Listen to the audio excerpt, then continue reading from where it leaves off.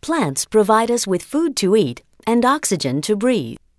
They perform this amazing feat by the process of photosynthesis. Let's take a closer look. Photosynthesis requires carbon dioxide, which diffuses into the leaf through small pores and then enters the cells. Inside the cell, carbon dioxide diffuses into the chloroplasts, where photosynthesis takes place. Chloroplasts use energy from light to transform carbon dioxide and water into sugar and oxygen. Zooming into a chloroplast, we see these flattened membranous sacs called thylakoids. Here, light energy is converted to chemical energy in the first phase of photosynthesis, the light reactions. The two green structures you see here are photosystems, large complexes of proteins and chlorophyll that capture light energy. An electron transport chain connects the two photosystems. Notice the small mobile electron carriers that shuttle electrons from one large complex to another.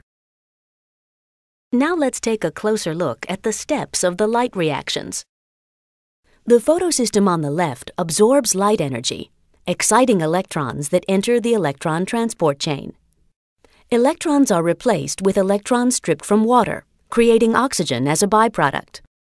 The energized electrons flow down the electron transport chain, releasing energy that is used to pump hydrogen ions, the blue balls, into the thylakoid. In the photosystem on the right, light energy excites electrons, and this time the electrons are captured by an electron carrier molecule, NADPH. The high concentration of hydrogen ions inside the thylakoid powers ATP synthase, producing ATPs. The light reactions in the thylakoid have produced two energy products, ATP and NADPH, that will now power the production of sugar in the Calvin cycle. The Calvin cycle takes place outside the thylakoids in the stroma, the thick fluid of the chloroplast.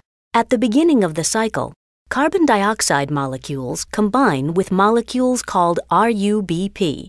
The resulting molecules go through a series of reactions powered by ATP and NADPH from the light reactions. Sugar molecules known as G3Ps are produced. Most of the G3Ps are rearranged back into RUBPs that will begin the Calvin cycle again. But the important product of photosynthesis is the remaining G3P sugar. Some G3Ps are used to build glucose, which can combine into starch or cellulose. Still other G3Ps form sucrose. And some of the sugar is broken down by cellular respiration using oxygen in the plant's own mitochondria, generating ATPs that can power other work of the plant. Excess oxygen diffuses out of the leaf through the pores, while more carbon dioxide enters. With three simple ingredients, carbon dioxide, water, and light, plants produce sugar and oxygen by photosynthesis, powering plant metabolism and ultimately providing your fuel as well.